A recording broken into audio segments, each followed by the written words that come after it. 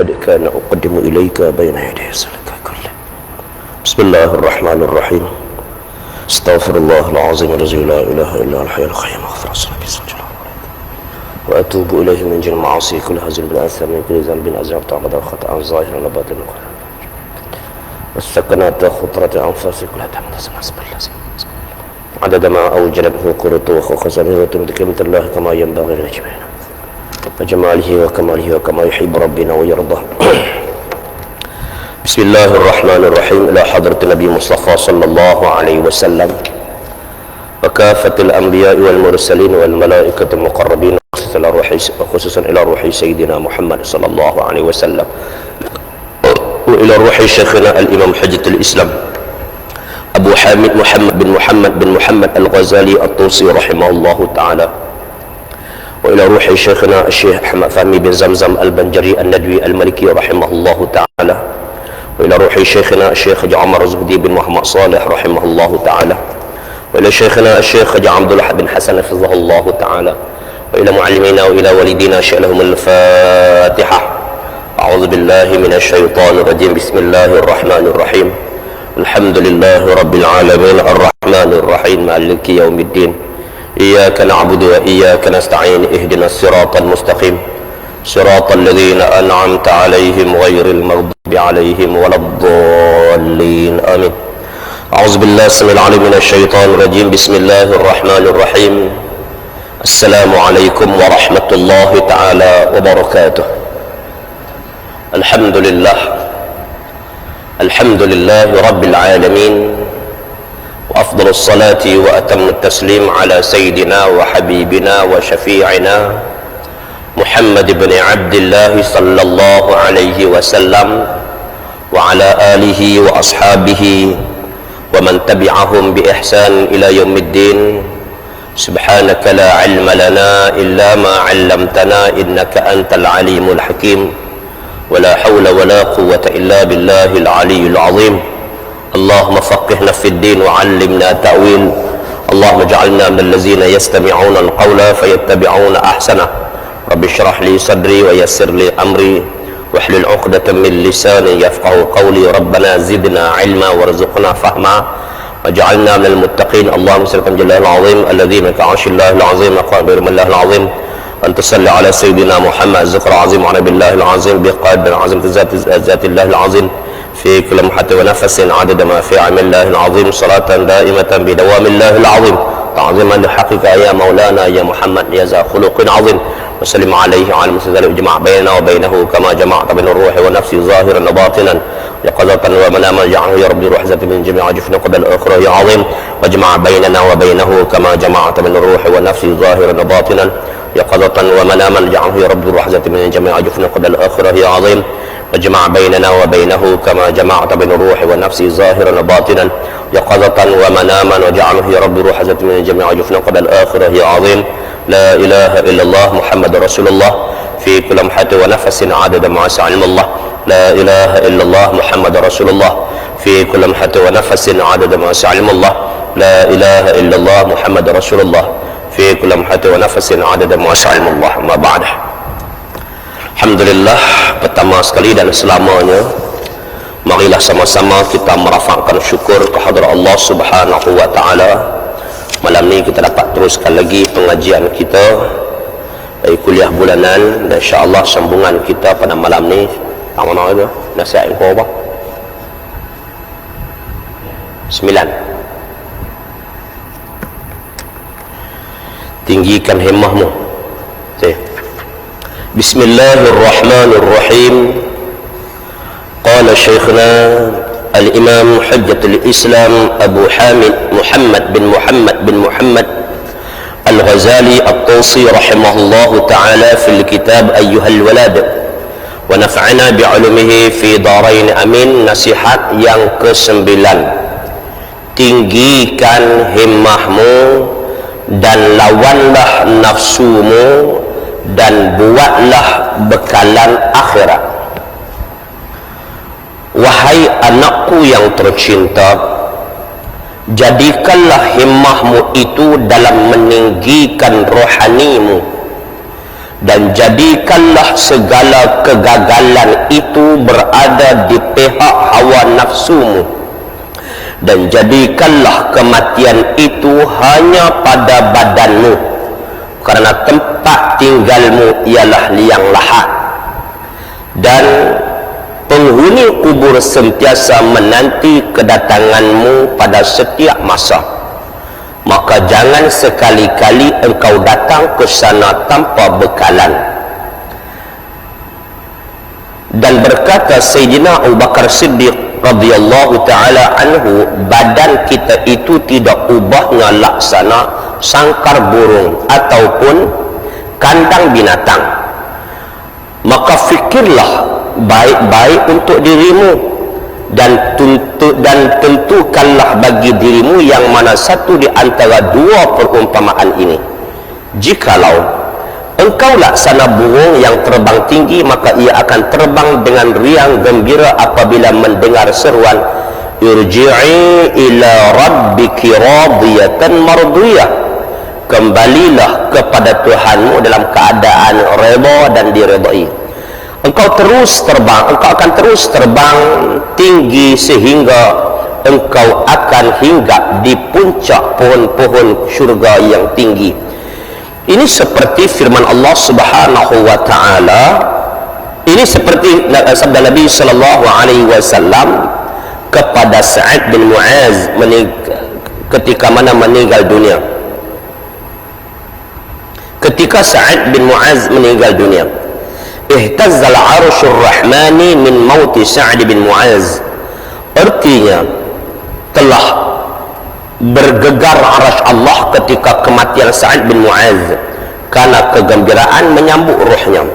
Dan mudah-mudahan Allah melindungi engkau daripada menjadi laksana binatang ternak, seperti firman Allah Subhanahu wa taala, ulaika kal an'am balhum adall.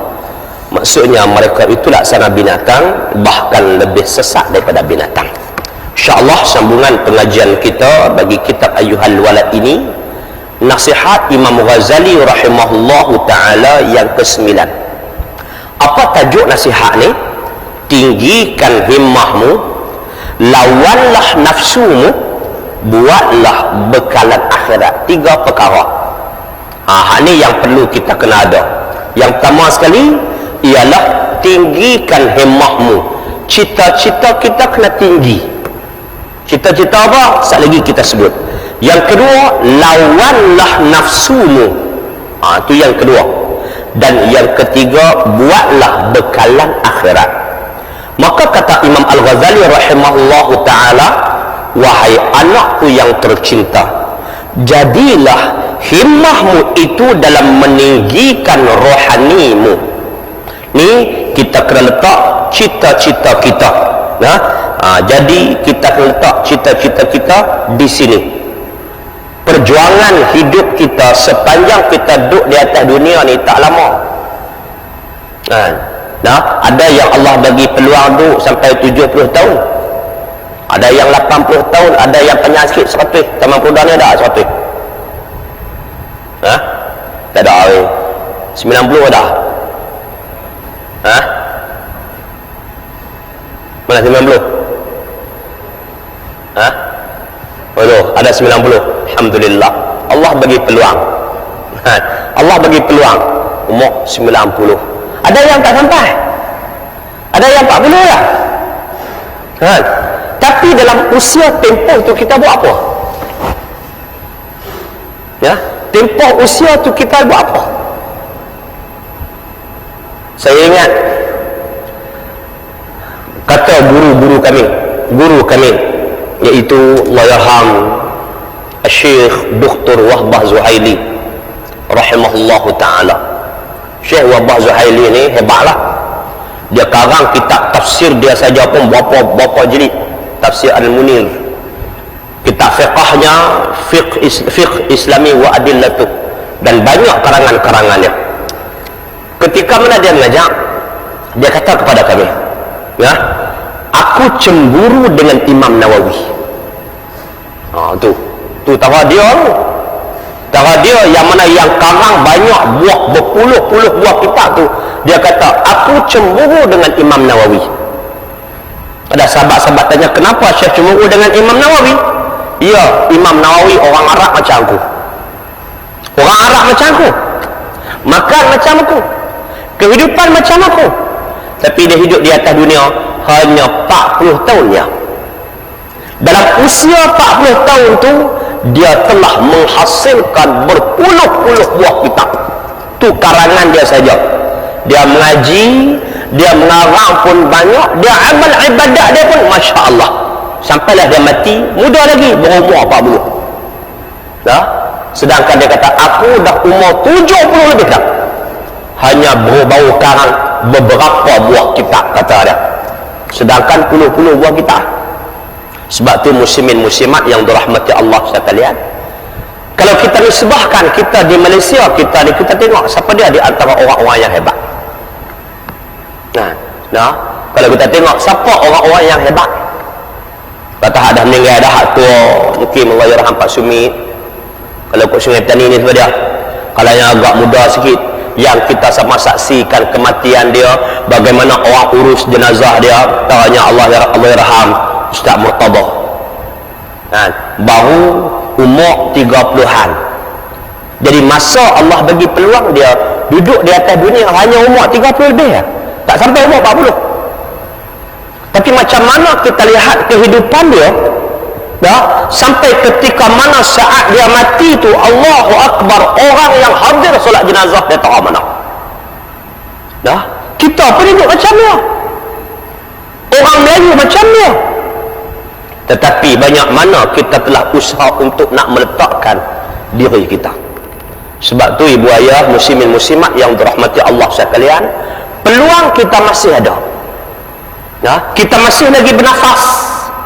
Mungkin ada beberapa hari lagi, mungkin ada beberapa bulan lagi, mungkin ada beberapa tahun lagi usia kita, yang mana usia ini yang perlu kita manfaatkan usaha untuk kita duduk ataupun kejar ligan untuk berada di kedudukan yang mana yang paling tinggi di sisi Allah Subhanahu wa ta'ala sebagai kedudukan orang yang bertakwa. Tu contoh kita ambil contoh lain, bukan ibu ayah muslimin, ayah-ayah, pakcik-pakcik terlibat dalam menjadi tentera ataupun askar. Orang duduk dalam tentera ni berapa tahun? 30. Kata sampai kita pun tak tahu, kita tak ada askar. Dalam tempoh tu dia ada pangkat-pangkat dia, daripada pangkat yang paling rendah sampailah ke pangkat yang paling tinggi. Usia tu juga hanya dalam tempoh tu saja ada orang yang mana yang boleh kejar sampai duduk pangkat yang tertinggi, ada yang tak sampai. Begitulah kita duduk di atas dunia. Pasal itu muslimin muslimat yang dirahmati Allah sekalian, kata Imam Ghazali rahimahullah ta'ala, jadikan himmahmu itu, cita-citamu itu meninggikan rohanimu.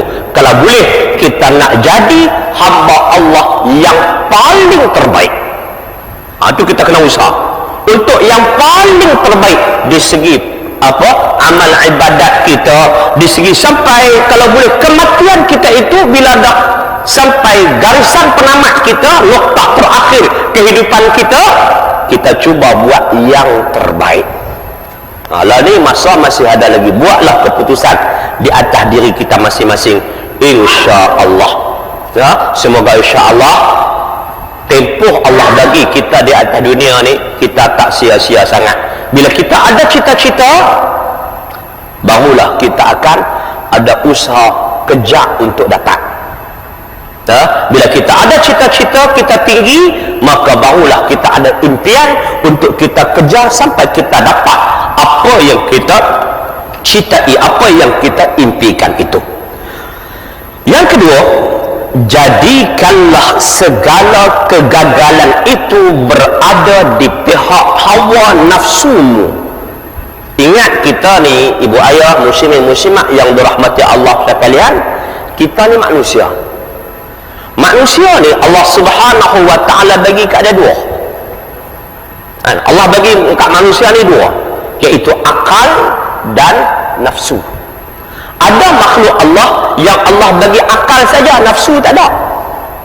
Siapa dia? Para malaikat.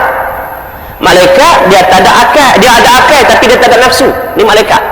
Akal ada tapi nafsu tak ada. Ini para malaikat. Sebab tu malaikat tak makan, malaikat tak minum, malaikat tak tidur, malaikat tak mengawan, malaikat tak ada jantan betina, tak ada lelaki perempuan. Ni malaikat. Dia tidak ada nafsu, dia hanya ada akal sahaja. Ya. Yang kedua, makhluk Allah Subhanahu wa taala juga ada nafsu saja tetapi tidak ada akal. Apa dia? Binatang. Nah, binatang ada nafsu, akal dia tak ada. Sebab tu binatang ni dia makan, binatang ni dia minum, binatang ni dia mengawan, dia kahwin, binatang ni dia tidur. Nah, ini yang mana yang Allah Ta'ala ciptakan, binatang. Tapi akal dia tak ada. Pasal tu kalau sembelih kawan dia depan dia pun dia tak tahu je. Walaupun sekali lagi nak tunutun dia. Ya, dia tak tahu ya kalau sembelih depan dia sendiri sekalipun. Duk melapak kawan dia depan dia pun dia tak tahu ya. Ini iaitu binatang. Dia tidak ada punyai akal tetapi dia hanya ada nafsu. Tapi manusia Allah Ta'ala cipta ada dua-dua. Ada akal dan ada nafsu. Ada akal dan ada nafsu. Sebab tu pada ketika mana Allah Ta'ala nak ciptakan Nabi Allah Adam alaihi salam, Allah Ta'ala bagi tahu kepada para malaikat, wa idh qala rabbuka lil malaikati inni ja'ilun fil ardi khalifah. Ketika mana Allah Ta'ala berkata kepada para malaikat, inni ja'ilun fil ardi khalifah, bahwasanya aku ni nak ciptakan di atas muka bumi ini seorang khalifah. Lalu pada ketika itu malaikat berkata kepada Allah Subhanahu wa taala, qalu, kata mereka itu para malaikat, ataj'alu fiha ma yufsidu fiha wa yafsiku ad-dima wa nahnu nusabbihu bihamdika wa nuqaddisu lak.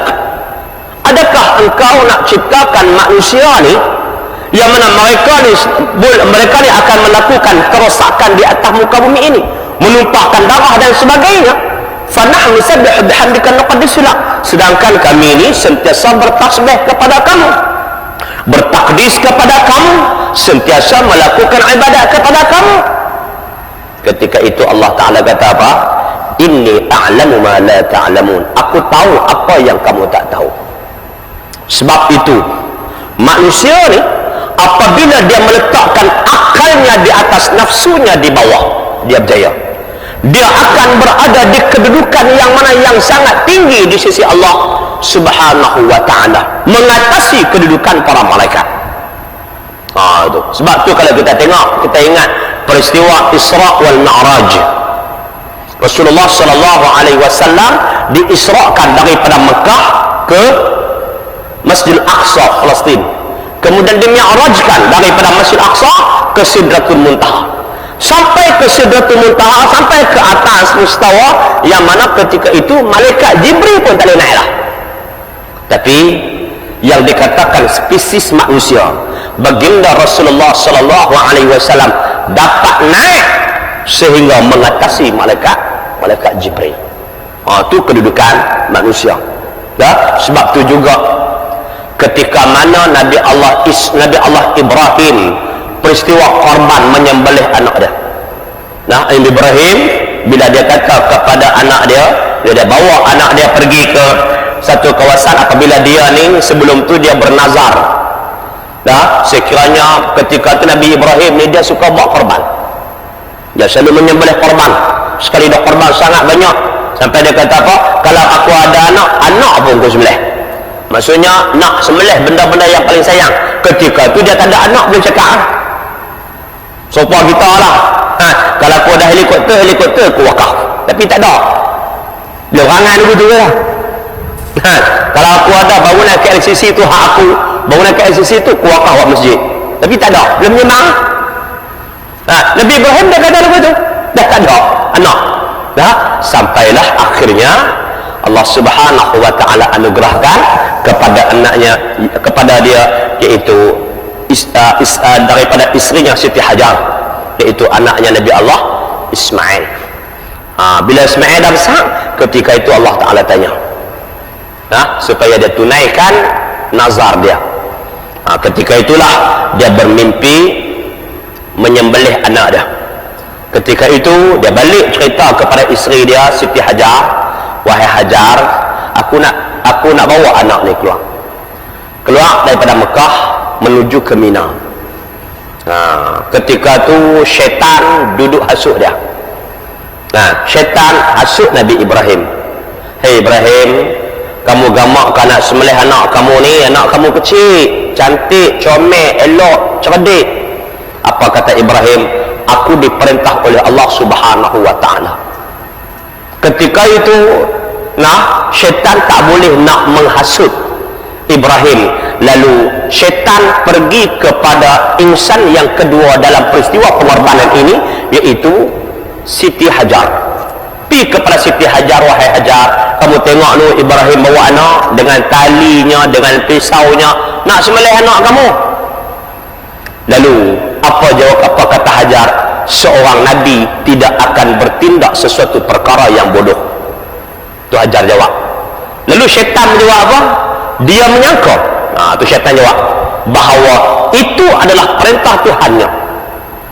Lalu pada ketika itu Hajar jawab, sekiranya perintah Allah Subhanahu wa ta'ala, aku bersedia dengan nyawaku.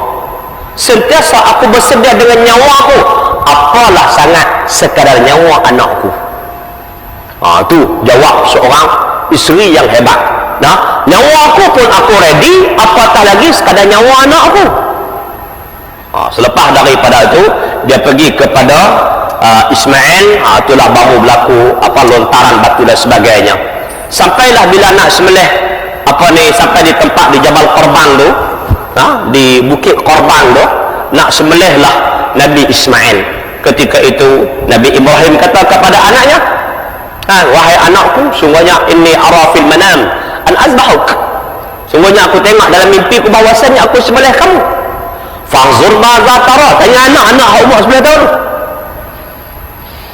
Apa pandanganmu wahai anakku? Tengok apa jawab sebagai seorang manusia, yang jawab sebagai seorang anak Nabi dan bakal Nabi pada ketika itu. Ya abati fa'al ma tu'mar, wahai ayahku, laksanakanlah apa yang diperintah kepadamu. Cuma pada ketika itu beberapa pesanan Nabi Allah Ismail alaihissalam kepada ayahnya Nabi Allah Ibrahim alaihissalam.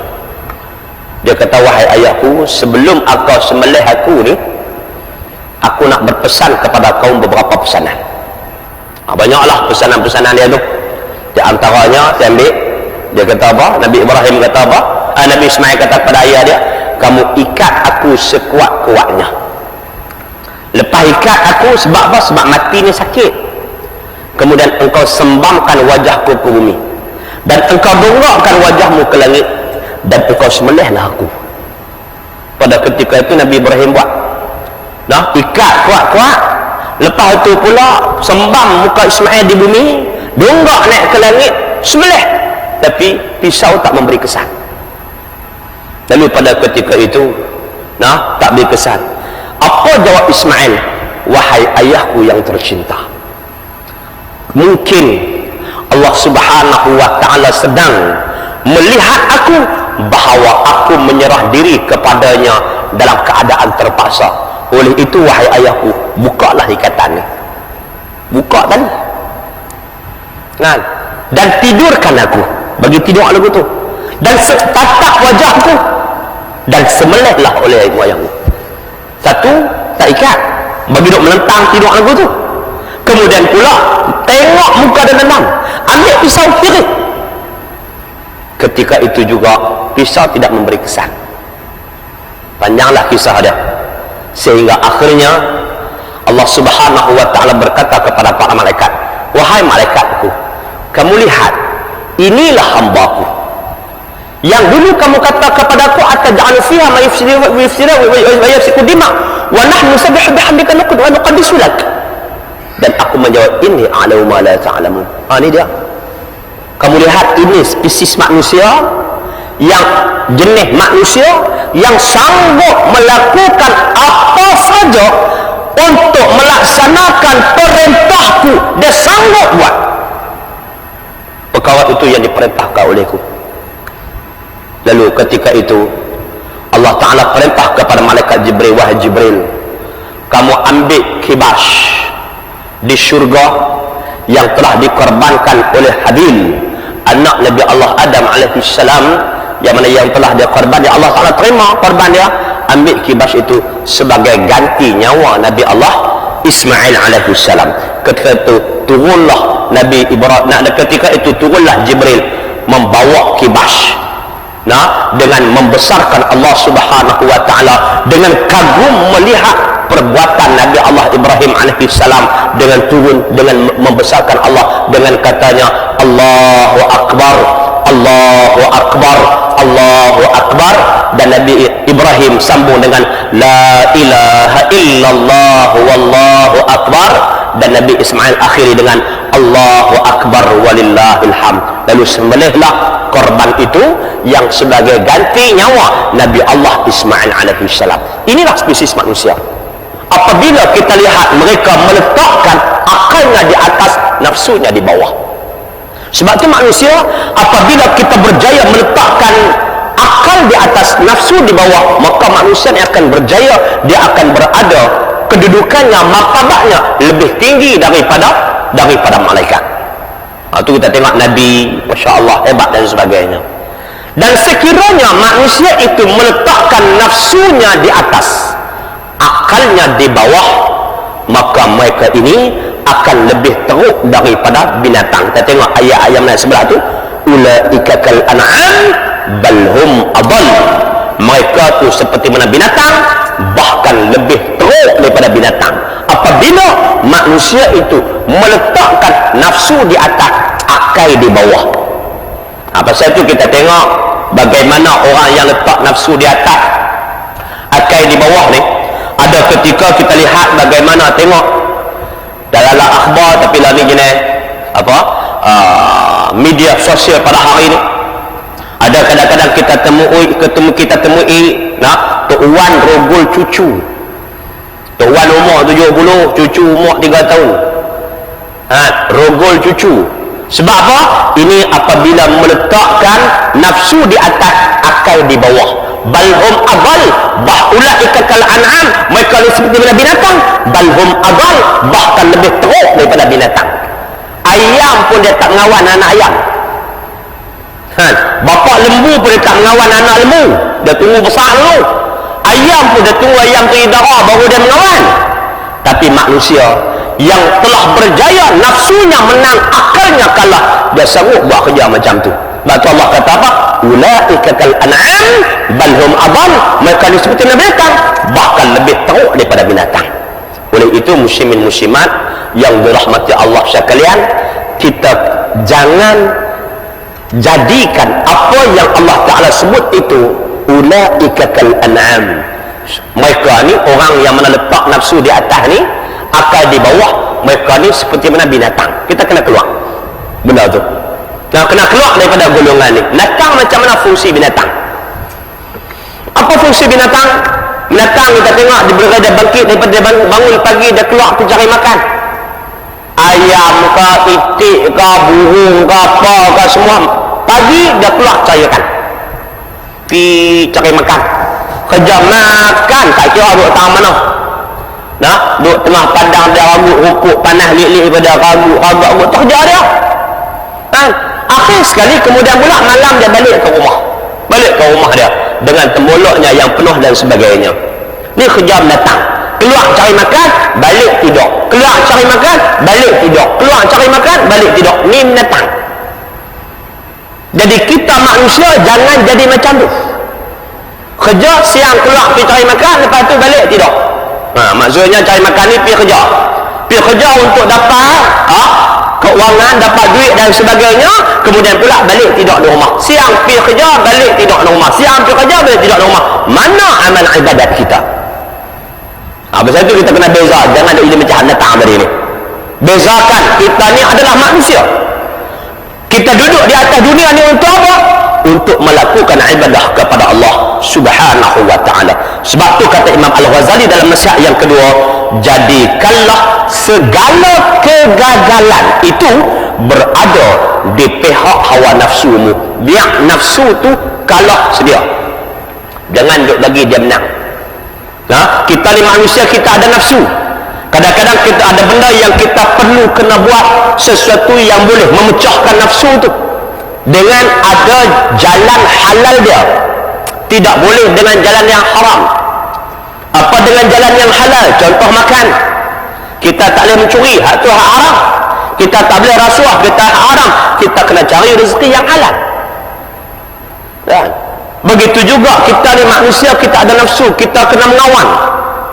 Kita kena mengawan, kita kena kahwin. Itu cara halal. Kalau cara haram, hak yang lagu lain daripada kahwin. Dia ikut dengan cara haram. Maka kita kena ikut dengan cara halal. Supaya nafsu itu sentiasa berada di pihak kegagalan. Dan kita kena usaha untuk mendidik nafsu kita daripada satu pangkat ke satu pangkat. Daripada hak yang paling lemah sekali, yang paling jahat sekali ialah nafsu, nama dia nafsu ammarah bisu, nafsu paling jahat. Ini kita kena didik sampai dia naik kedudukan yang kedua, nafsul lawamah. Didik lagi naik sampai yang ketiga, nafsu mulhamah. Didik lagi naik sampai yang keempat, nafsul mutmainnah. Didik lagi naik sampai yang kelima, nafsu radiyah. Didik lagi naik sampai yang keenam, nafsu mardiyah. Didik lagi naik sampai yang ketujuh, yang tertinggi ialah nafsu kamilah. Tu kita kena didik. Tu panjang cerita, lain kali pula insya-Allah. Muslimin muslimat yang dirahmati Allah sekalian. Yang ketiga, nasihat Imam Al-Ghazali rahimahullahu taala, jadikanlah kematian itu hanya pada badanmu, hanya pada badanmu sahaja, kerana tempat tinggalmu ialah liang kubur. Tapi yang pertama tadi Imam Ghazali kata apa? Jadikanlah kematianmu hanya pada badan saja. Kita semua nak mati belakang. Yang ada dalam masjid ni dan yang tak ada dalam masjid ni, kita semua adalah bakal-bakal jenazah. Semua adalah bakal-bakal mayat belakang. Dan kita kena usaha dalam sisa usia kita yang masih ada ini, jadikan iaitu kematian itu hanya pada badan kita saja. Badan mati, bolang kubur, habis, selesai. Tetapi amalan kita bagi jalan. Mati badan, tapi amalan jalan. Sebab tu Nabi SAW bersabda, apabila matinya seorang anak Adam, terputus semua amalan. Kita tak boleh buat apa dah. Nak buat apa-apa tak boleh dah, kecuali 3 amalan yang sempat kita buat semasa kita berada di atas dunia ni. Maka 3 amalan ni pahala dia akan jalan. Apa dia? Yang pertama dia panggil sedekah jariyah. Sedekah jariyah. Jariyah ini iaitu sedekah yang berlari, yang mengalir, yang berjalan. Apa dia sedekah jariyah ini? Iaitu wakaf. Kita kena cari jalan dalam tempoh kita duduk di atas dunia ni berapa hari lagi, usahalah kita ini perbanyakkan wakaf. Apa yang kita ada, berlumba-lumbalah untuk kita wakaf. Jadikan istiqamah kita kalau boleh setiap Jumaat kita wakaf. Ini apa Jumaat ni? Setiap Jumaat kita wakaf, setiap Jumaat kita wakaf. Wakaflah untuk diri kita, wakaflah untuk anak-anak, untuk mak ayah kita, wakaflah untuk isteri kita, untuk suami kita, untuk anak-anak kita. Buatlah wakaf apa jua sekalipun, supaya wakaf itu berjalan setiap minggu kita buat. InsyaAllah kita buat, dia akan berjalan pahala itu walaupun kita mati, tapi wakaf itu masih lagi berjalan. Ini kita kena buat sebelum kita mati, perbanyakkan pahala wakaf. Yang kedua, iaitu ilmu yang memberi manfaat. Kita ada ilmu, kita mengajar. Ada ilmu, kita mengajar. Dan mengajar tu, ilmu yang mana yang kita mengajar tu, orang amalkan, maka kita akan dapat pahala. Kita akan dapat pahala walaupun kita mati, tetapi pahala kita itu masih lagi berjalan. Tu. Yang ketiga, iaitu Nabi SAW bersabda, anak yang soleh yang mendoakan kita. Ni kita nak, kita ada anak, dan anak itu pula anak sentiasa mendoakan kita, dia ingat kita. Jadi bila kita ni nak macam tu ni, masa ni kita masih hidup ni, kita kena buat dulu untuk mak ayah kita. Faham tak? Nah, kita dulu kena buat untuk mak ayah kita. Semoga anak kita juga akan buat kepada kita selepas daripada kematian kita. Birru abaukum, buat baik untuk kedua mak ayah kamu. Tabarrukum abnaakum, nescaya anak-anak kamu akan buat baik kepada kamu nanti. Jadi yang ni kita buat biar lagi anak tahu. Apa dia? Contoh saya sebut tadi lah, hari Jumaat kita jadikan hari wakaf. Wakaf kat siapa? Wakaf untuk dua mak ayah kita ni. Kita wakaf tanah untuk mak ayah kita, kita wakaf Quran untuk mak ayah kita, kita wakaf apa dua sekalipun, asalkan ada pahala wakaf tiap-tiap minggu bagi anak kita tengok. Bila anak kita tengok, apabila kita mati nanti, anak-anak kita juga akan buat kat kita macam mana apa yang telah kita buat pada mak ayah kita. Faham tak? Kita buat apa yang mana yang kita nak anak kita buat macam mana. Kita anak-anak kita wakaf untuk kita, anak kita nak anak kita buat itu untuk kita, buat ini kita dulu lah ni kita kena buat untuk mak ayah kita dulu. Barulah anak-anak kata apa? Dulu ayah aku tu dia buat untuk mak dia, untuk ayah dia. Sekarang ni ayahku dah tak ada, sekarang ni mak aku dah tak ada, jadi peluang sekarang ni aku pula buat macam mana mak ayah aku buat dulu kepada kedua bapa dia. Jadi kita sendiri kena buat supaya apa? Kita rebutkan peluang pahala sebanyak mungkin, biar mati itu sekadar mati pada badan kita, amalan kita tak mati. Faham tak? Sebab tu Imam Ghazali kata apa? Iaitu, dan jadikan kematian itu hanya pada badanmu. Badan kita mati, tetapi amalan kita tak mati. Pahala duk jalan sedia apa yang mana yang kita ada. Kerana tempat tinggalmu ialah liang kubur. Ini satu tempat yang mana yang perjalanan terakhir kita atas dunia. Nah, kita lahir di dunia ni yang disambut oleh Tok Bidan kau. Nah, mereka yang mana yang sambut tu di mana kita mula kita selek mata atas dunia ni, dan kita berjalan round rata seluruh dunia sampai ke Australia, sampailah ke Jerman, sampailah ke Eropah, kita bela sampai ke Afrika. Akhir sekali bila kita mati, orang akan tolong bawa mayat kita, pergi letak satu tempat, akan bawa badan kita ni, jenazah kita ni, pergi letak satu tempat. Itulah tempat terakhir kita yang atas dunia. Lepas tu badan kita, mana yang orang yang tak apa dah ni, badan kita akan membusuk, akan dimakan oleh ulat. Kecuali ulama, orang yang gugur sebagai syahid dan sebagainya, ada beberapa orang lagi yang mana mereka ini yang badan mereka ni tak hancur.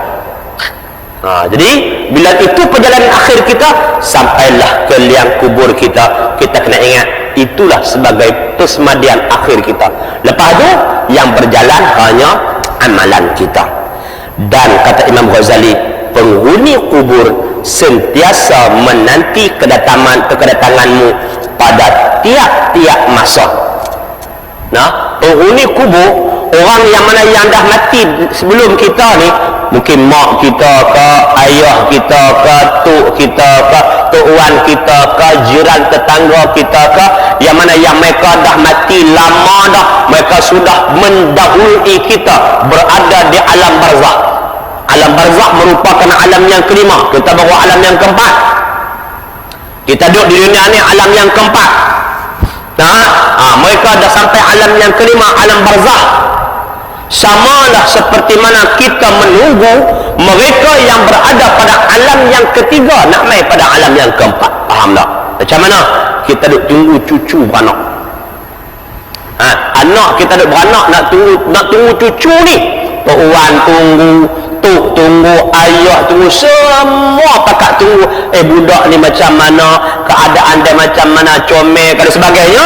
Kita pakat tunggu kelahiran, satu kelahiran yang mana yang semua pakat teruja nak tunggu dia. Lahir-lahir, oh alhamdulillah anakku dah lahir, selamat datang wahai orang baru berada dalam keluarga kita. Begitulah mereka yang telah pergi mendahului kita, yang sekarang berada di alam barzakh, alam yang kelima, mereka juga sedang tunggu kita. Kemudian bila kita mati, kita disoal siasat, kemudian pula sekiranya alhamdulillah kita berjaya jawab, kita akan masuk dalam satu taman daripada taman syurga. Sampai sama taman syurga itu, maka semua akan pakat seronok. Semua akan pakat gembira.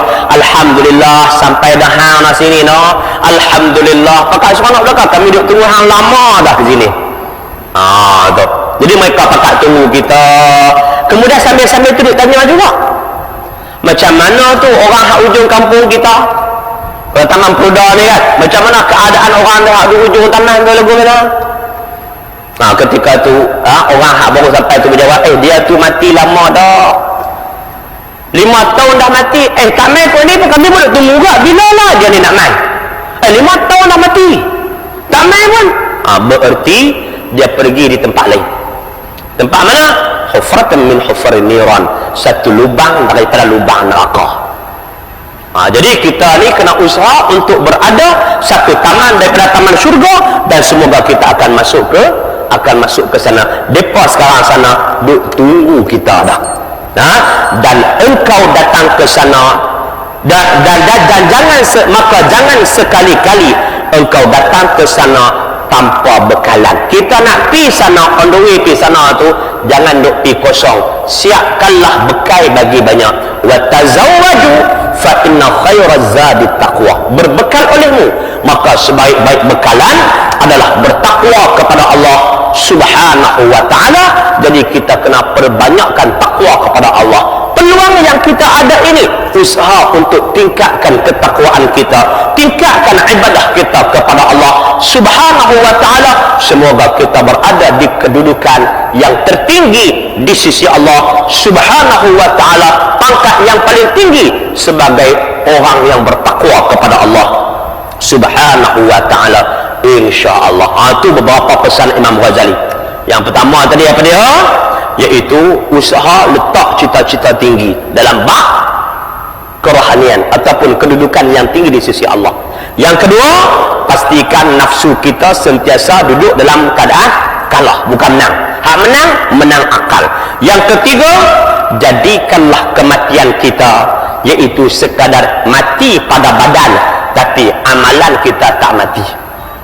Amalan kita tak mati, pahala kita terus berjalan, kerana tempat terakhir kita di atas dunia adalah liang lahat. Sesungguhnya mereka yang duduk liang lahat itu sentiasa menunggu kita. Dan yang terakhir, yang keempat, iaitu bersiaplah bekalan sebelum kita nak pergi ke sana. Sana perjalanan jauh. Nak duduk di alam barzakh ni lebih lama daripada kita duduk di atas dunia. Di atas dunia ni saya duduk atas dunia ni 70 tahun, 80 tahun, 90 tahun, 100 tahun. Kita duduk di barzakh bukan 100 tahun, tapi kita duduk di barzakh adalah ribuan tahun, yang sangat lama, lebih lama daripada dunia, sebelum kita sampai ke alam yang keenam, iaitu alam mahsyar. Jadi sepanjang kita duduk di atas dunia ni, usahalah buat bekalan sebaik-baiknya. Semoga insya-Allah kita akan menjadi golongan yang bertakwa kepada Allah Subhanahu wa ta'ala, insya-Allah. Muslimin muslimat yang dirahmati Allah sekalian, panjang lagi tajuk ni. Nak cerita berkaitan apa kata-kata Sayyidina Abu Bakar, insya-Allah kita akan sambung pada pengajian yang akan datang, insya-Allah.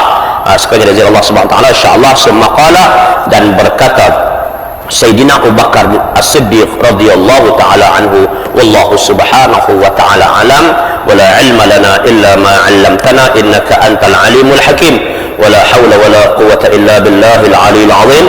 اللهم افتح لفتوى العارفين كما فتحتها على انبيائك واوليائك الاخرين. صلى الله على سيدنا محمد وعلى وسلم والحمد لله رب العالمين. السلام عليكم ورحمة الله تعالى وبركاته. سبحانك اللهم وبحمدك أشهد أن لا إله إلا أنت أستغفرك وأتوب إليك. بسم الله الرحمن الرحيم. والعصر إن الإنسان في خسر إلا الذين آمنوا وصلحوا wa tawassaw bil haqq wa tawassaw bis sabr walhamdulillahi rabbil alamin.